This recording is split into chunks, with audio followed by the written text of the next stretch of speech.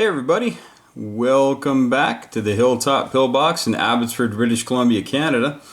And we're doing another Throwback Thursday game here, another old version of Axis and Allies. And it's might not be Thursday where you are, but it's a 1 in 7 chance, and if you've seen me roll dice, I'll take those odds any day. But this game is from 2001, and the board says 2000, as we can see, and so does the rule book. But a lot of people say 2001 because that's when it was available on the shelves in most places.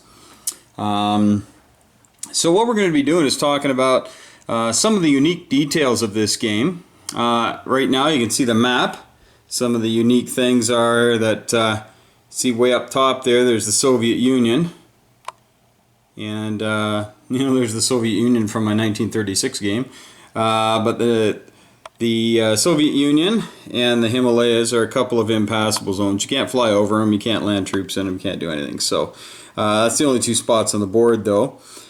But there are some other really neat things in this game I'd like to point out, and we'll get right down to it. The first thing is Japan is not trying necessarily to win by conquer. Okay, they don't have to conquer India, they don't have to conquer Australia, they certainly don't have to conquer the United States, but they are trying to win mainly with the use of points. Now what do I mean by that? Well, if we look over here at the production chart and all the rest, you see all the typical markers there and everything. Well, down here we've got victory points for Japan. And Japan starts at 0. Can't see it, but there it is. Japan starts at 0. And then when they collect their income, at the end of each turn, when they collect income, they get 1 point for every 10 IPCs they collect. So at the start of the game, they're at 19 IPCs. So if they don't get anything, if they don't conquer anything with an IPC value, which is pretty impossible, then they will collect 19, which means they will get 1 victory point. But if they go out there and get 1 IPC or 2 IPCs and they pop over the 20, then they'll get 2 victory points. Okay? And you can see that the mark that goes around here, then down, and then all the way back to 22. So if Japan ever collects on their turn money that then amounts to 22, they have won the game, regardless of what's going on the board. Okay? And the reason that is because by the time they've collected their amounts, the U.S. is typically knocking on the door pretty hard. It's very difficult actually for the Japanese to keep pace with America.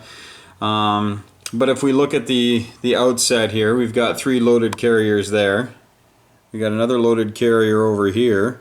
Plus we've got tons of planes. Every plane is used, and you can see chips being used on carriers and whatnot because there's just not enough planes. And they have a ton of transports to move guys around. They've got just lots of infantry. They got lots of everything. They even start with 3 tanks, which is more than they start with in pretty much every other iteration of the game. So they're sitting pretty good, but they don't make much money, 19 bucks. They got to go get it. They got to go get it. They can't sit back. They got to push, push, push. And I have friends who have figured out, on the first turn, Japan has got to get to 30 bucks. If they get to 30 bucks, they get 3 points. And then the next turn, they got to get to 40 bucks, and they'll get 4 points. So they'll be up to 7, and then they'll collect 40 again, and then they're at 11. And then maybe 40 again, then they're at 15, and then it's down to a race, because by then they're down to 3, and then down to 2, and then down to 1. Now, if Japan ever has a turn where they make less than 10 IPCs, so they're not going to collect any points, the Allies automatically win. So if you can ever get them down to 9 IPCs, that's it for Japan, they lose. Alright. So a few of the things here, you can hear my dog in the background, she's agreeing with me. A few things that you'll recognize from other versions of Axis and Allies and other HBG type games. You see the rising suns there in 35 and 36. And you see another one there, another one there. You see these things. Those are the Kamikaze zones. Okay. And in this game it is abstract as well. So if we look over here, we see the Japanese Kamikaze remaining, and they can use up to 6 of them. Okay, once they're all gone, they're all gone. Now they hit on a 2 or less, and they choose what they're aiming at. So can be tricky. And here's an interesting little rule clarification, because some people don't realize it. So if America comes in with, say, 3 battleships and a bunch of transports, and they're going to say, you know, try to take the mainland of Japan and win the game. Well, Japan, if they use the Kamikaze and they hit the battleships are then considered to be part of a sea battle, even though they don't get to shoot back. They're receiving the hits. Okay, so they'd be part of a sea battle. So as a Japanese player, sometimes a good idea, if you're going to be fighting for your homeland, to save those Kamikaze for when a real landing is coming to take place, and hit the battleships. They bombard at a 4, destroyers bombard at a 2. Okay, so that just a little food for thought, especially near the end of the game. Okay, on to some major differences here. We'll start with China. Now China here, tucked up in the corner, gets 1 infantry every round for each place that has a value to it, as I knock over the Chinese here. Okay, so every one that has a value. So as we look around, don't see many with a value, do you? We have 1, 2. So they get 2 infantry as long as they hold those territories. Japan cannot bomb these territories because there is no factory. But China would essentially, for the first 2 or 3 rounds of the game, get 2 infantry each round. Now you might be thinking, well, shoot, that's going to be easy for Japan then. They got tons of troops here. They got tanks, planes galore. They'll be able to come in here and take over China. Yeah, they sure could. They sure could. But again, they have to get points. They have to get points. So the first big move for Japan has to be, if you want to win this game, has to be down south. Okay? The Money Islands, Malaya's worth 4. The Money Islands are always worth a lot. You want to come and get them. Even the Philippines is worth 3. Alright? So you want to come after those and try to get yourself up to 30 on the first round. So you're at 19, so you need 11. Okay, so let's just do a little bit of math. So if you can take Malaya, that's 4. And if you can take the Philippines, that's 3 for 7. Now you could split an attack up and take these 2 to get your 11. You could go here for free and then attack here. Or you could come down with a couple of transports from here down to here and try to take over Java. Okay, this is Java here in case you're wondering. Okay, take over Java for $4. But if you can get up to 30 on the first round, 1, it's a lot of cash. And 2, that's 3 victory points right off the hop.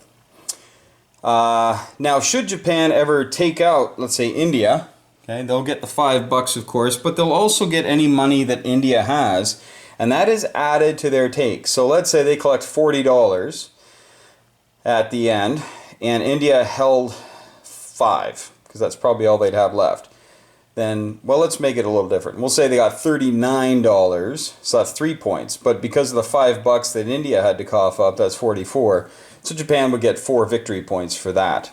It's an important thing because it makes going after those capitals all the more worth it. And if we look down here, you see down here in New South Wales that Sydney's actually worth a nickel there as well. So they're very attractive to the Japanese player. This isn't like most other games where they've got to worry about the Russians or what have you. This is a speed game for Japan. They will not compete with the Allies' economy. And just for point of fact, they start with 19. India starts with 15. And the Aussies, crikey, they start with 20. Okay? China, they just they get 2 territories that produce their IPCs. They also get $1 if the Burma Road is open. I forgot to mention that. But they'll also get 1 more infantry if they keep the whole Burma Road open. So that's why that's there. So they'll get 1 for that. So they can put 3 infantry on per turn. Sorry, I forgot to mention that. So those are some pretty small incomes. You know, when Japan gets to 42, 43, she's smiling. She's having a good time. Well, America starts at 75. Okay? They're probably going to lose the Philippines. They might even lose Hawaii, which is worth 1, I believe. But for the most part, they're going to be hanging on to the 55 that they get in the United States in the west here. Plus you'll see they got some convoy zones. There's a convoy zone up in Alaska there. There's a convoy zone down here for Panama. British have a convoy zone right there. Okay, lots of convoys. So now that we're talking about convoys, let's talk about convoys. Okay, at the beginning of the game and at the beginning of every turn for the Allies, they have these convoy zones. And specifically for the British, they've got the 5 here, they've got the 3 there, they've got a 4 there for a total, right there if you don't see it, for a total of 12 IPCs. So the British player, whoever is controlling India and Australia, gets to decide what to do with the 12 bucks at the beginning of each turn. They can either give it all to India, give it all to Australia, or split it any way that that player sees fit. So for the Japanese, what they want to do is they want to get a boat over there, a sub or a destroyer or something, and just sit in those convoy zones and get rid of things, get rid of that money, because it's found money, right? It's they really need it. So, because that's in addition to the 15 that India makes on land. Okay, so it's something that the Japanese want to get in the way of. Now the Japanese do not get that money, of course. It's just eliminating it from the coffers of Australia. On the other side, we have these convoys here. You see the Celebes, Borneo Celebes. There's Borneo there, and you'll see the American convoy here, the Philippine convoy, and the Japanese have one, Shantung convoy. Now the convoys there are a little different than the British convoys. The British convoys are just out and out convoys, stuff coming from the UK. These ones here represent the support that these different places gave to their side. So if there are ships, let's say Japanese ships sitting in the sea zone around Celebes, that convoy is blocked. Okay, so that $1 from Celebes will not make it, okay, to Australia. That's going to Australia. It's got the Australian symbol. Same with Java. Java's worth 4, but if in the Java convoy box you're going to have Japanese ships, that $4 will come off. Okay, so please keep that in mind. Australia does make $20, but she's pretty hard pressed, pretty meager navy here to compete with the rising sun there, as you can see. All right. So that's pretty important there. Another important distinction of this game are the air bases and naval bases. So the air bases are pretty simple. They don't extend your flight per se. What they do though is they eliminate the one space between the land and the water. So typically, if you have a fighter on the Solomons and you want to fly, say, to Hawaii, it would be 1, 2, 3, 4. Okay, so you can still make it, it's no big deal. But now, what this does is it eliminates needing to go 1 here. You just fly out of there and go 1. Okay, so they can actually fly 2, 3, all the way to the US if they want, and the US can fly all the way to the Solomons if they want. Okay, now that might seem like it's eliminating, or it's adding, I should say, space to your travels. Well, it does, but it's a bit of a different rule just because all the air bases are located next to water in this game. There are no inland air bases anywhere. So that's what they do. They don't really give a +1, they just eliminate the crossing from land to sea in the same sea zone as the landmass is in. Now the naval shipyards here, this is a rule that we sometimes trip up on a little bit. The naval shipyards here do add +1 to your movement, but only in the non-combat move in this game. So combat maneuvers, you still only ever move 2. So if you're going to pick a fight, just make sure he's within 2, or you're just going to be out there twisting in the wind waiting for him to wallop you. So only in your non-combat move can you move 3 spaces. So keep that in mind. That is huge. Strategic bombing raids, aren't those fun? They're pretty simple. So here comes the Japanese bomber coming to bomb there. Any aircraft gets a shot 1. Any aircraft is much more like the original here. Each gun gets to shoot 1 shot per plane No maximum of 3 per gun or anything like that, because you typically will only have 1 per territory. But if you happen to have another anti-aircraft, let's say the Aussies built another one there, and the Japanese were flying in, and they had to fly this way, ba-ding, ba-ding, ba-ding, so they could bomb, they get a shot at them here, and they get a shot at them here, and then on the return flight, they get a shot at them again. That's called the always active AA. Okay? That's where the ACAC is constantly firing if you fly over. Okay, whether it's combat or non-combat. So keep that in mind. The anti-aircraft is actually worth buying. We typically don't buy too many in our games, but in this iteration of it, where the AA is always on, especially over in Britain here, or for India, it's a really good idea to buy a few AA and just even sprinkle them around China a little bit. Now, the negative part is that AA, just like factories, cannot be destroyed in this game, so when the Japanese take it, they take over the AA, but you probably won't have too many planes anyway, so that might not be a big deal. Now, the other thing with strategic bombing raids is, if I'm coming in to attack with Japan, fighters can scramble. Alright, you can just hop up there and try to scramble. And what happens is, the very first thing is, there would be, we'll just bring a fighter here alongside, the very first thing you do, if there's escorts, interceptors, all that kind of stuff, the very first thing you do still is shoot the AA. Okay? So what can happen is the, if the AA does get a hit, then the Japanese will decide which one. Well, since it's a bombing raid, he's probably wanting to bomb, so he'll get rid of the fighter. Okay? And then you have your aircraft fight.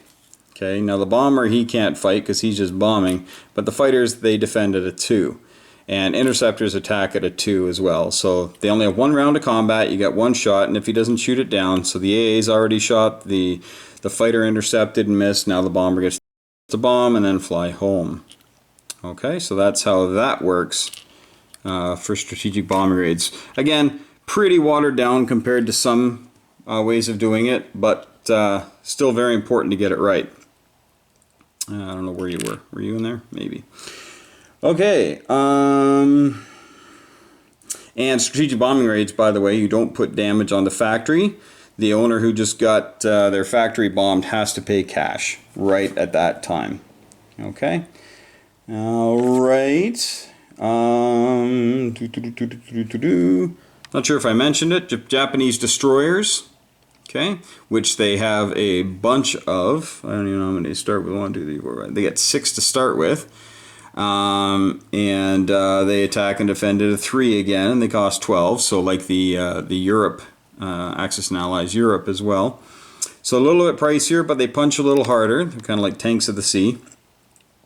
And they actually, the Japanese destroyer can carry 1 infantry, because they did that a lot, because their destroyers were pretty quick and not as vulnerable to enemy aircraft and submarines, so they could fly boat troops a little more quickly, and also bring a lot of their equipment with them. So the destroyers are very useful for that. So, but just 1. They can only bring 1 infantry with them.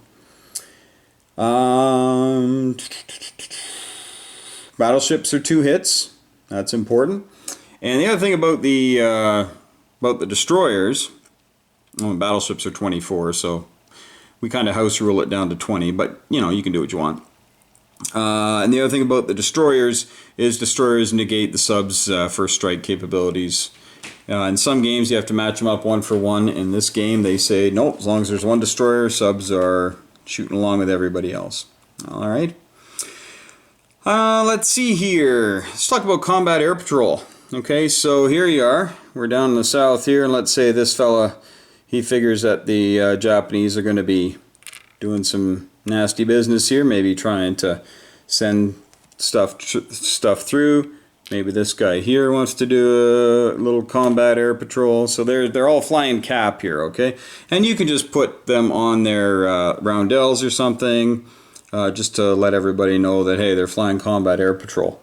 Now, the thing about combat air patrol is that happens as a non-combat movement, and that plane cannot have participated in any sort of activity, movement, anything during the turn. Okay, so you just come up here and do combat air patrol. Okay, so they stay up there. Any ships except for submarines that come through this zone. So let's say there's a Japanese destroyer decides he's going to go, let's say, from here, and he wants to zip on through. He can. He's got to stop here and do battle with the fighter. All right. So that's important. That'll keep the Japanese a little bit more honest, I think. But the Japanese can also put guys on combat air patrol as well to try to stifle Americans sneaking in. And we say Americans, I mean the Allies could too. And I have seen some decent little fleets get built, but you really just want to go after these money islands. Just make the Japanese fight for these money islands here. If they're losing these every turn and having to go after them, yeah, they might be making 30, 40 bucks a round, but the Americans are making over 70 a round, and they'll be able to just go straight over the top, and Japan will have to pull everybody back to deal with that. So that's the way to deal with the Japanese aggression. Let's see here. Yeah, combat air patrol, you land on your next turn in phase 2. Here, you want to make sure that I got it. Only the U.S. can build factories, by the way. Yeah, and you can put any sort of rule that you want on that, really. But essentially, it only says that the U.S. can build factories. Not sure where else you'd really build it if you stay with the you can't build on islands and whatnot. But in this game, I didn't see any rules about that. And so, build one in the Philippines if you take it back, and maybe be knocking on the door there. Yeah, I forgot actually to set up an industrial complex in Sichuan. They don't actually build anything but infantry. And there you go. They do get that, and they do also have an AA gun. So don't set these things up when you're tired. I think I've said that before. But they do have an anti-aircraft gun there in Sichuan, just to keep the Japanese a little honest there. Okay. But yeah, only America can build them. So there you go.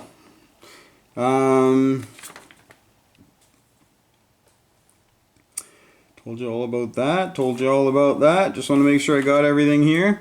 But this is the out-of-box setup. And like all games, there are things that people like, things that people don't like. I like this setup. Okay, I like the British have a battleship and a carrier with one plane. It's down here. The reason I like it is you got choices, right? You can go up towards India, you come across here, you can try to maybe plug the gap a little bit in there. You got some choices. You can group your guys together as long as they're still alive. But it's important to work together as the Allies. You just simply cannot skate with Japan early in the game. They just simply will not. You can't punch with them. They'll clobber you. Okay, they'll clobber you. So you want to make sure that you work together. You talk to your people, talk to your allies, and say, hey, what do you guys want to do? Do you guys want to go after the money islands and make them as tough as possible to hold on to? Right? Do you want to maybe have the Americans just start pumping things across the top, even if it's in small batches? Just keep pumping stuff across the top. Lots of different things. One thing you want to be really careful about, though, are all these Japanese transports. They are everywhere. I got about 100 of them to start. And they can all move, right? They all move too. So they can get down to Java. They can get down to here. They can get down to here. They can hit all the money islands on the first turn, even Sumatra. They can get Sumatra. They can get Malaya. They can get Borneo, Java. They can get the whole McGillicuddy on round 1. Okay, they're kind of dividing their forces a little bit, and they might take some losses. But again, it's unlikely that they're going to take too many losses because, except for China, because they've been at war with them, so everything defends at its normal rate. On the very first round of combat, when Japan attacks, everybody defends at a 1. That's right, you heard it here first. They defend at a 1. So sometimes Japan says, hey, we're just going to go over here and try to knock out the American fleet, knock out as much as they possibly can. They're just going to go for it and try to kill everything they can that's within reach, because everything only defends at a 1. Now sometimes the Japanese player overreaches himself a bit though, and can't recover from where he's at. But just keep in mind, you're only defending at a 1 on that very first round. Something that you may not have seen, many of you have, you may not have seen, are the nifty little fleet markers. Some of you have bought some, but this game here is the one, in my experience, that introduced them in Axis and Allies. So that fleet there, you can see it's got a 4 on the side, okay, and it's got an American roundel. So you can switch these out, right? You can take that out if you want. Japanese roundel, right? So whoever happens to have the card with a 4 on it, in my little video here, is the Americans. And then if we look down here at the 4, we see that fleet, okay? So we got ourselves a destroyer, some subs, 3 battle wagons, a transport with a couple of Marines on it, okay? And that's what's sitting here, because all of this stuff, you know, it does get crowded and kind of messy. So you can certainly do that in this game, and these were made for that. You can also order some online. HBG has them, other places have them, and they're really gorgeous. This map, though, because it's a smaller board, it's handy to have these small ones. You know, they're really quite handy. And again, you can swap them out, right? You can put any roundel in there that you find that you need to put in. I think that's pretty much it for the game. I am hoping to do a gameplay video on this game sometime soon, because I think it's really nifty the way that Japan is on the clock, right? They got to get their 22 points, and the Allies have got to work together to stymie that effort to get the 22 points. So, good Lord willing and the creek don't rise, I should be able to get a video up of the gameplay of this soon, but we'll see. I've got a real busy week. I'm actually just applying for a job at a local high school, because I've just been substitute teaching for a while here, and that'll be interesting. So we'll see how that goes, and that might take away a lot of my free time. You know, being a sub has its advantages, but hey, we all love our own classrooms too, so get to know the kids, have some fun. So, all right, folks. Well, thanks a lot for watching, and make sure that you hug your loved ones today, treat each other well, and may the dice be with you.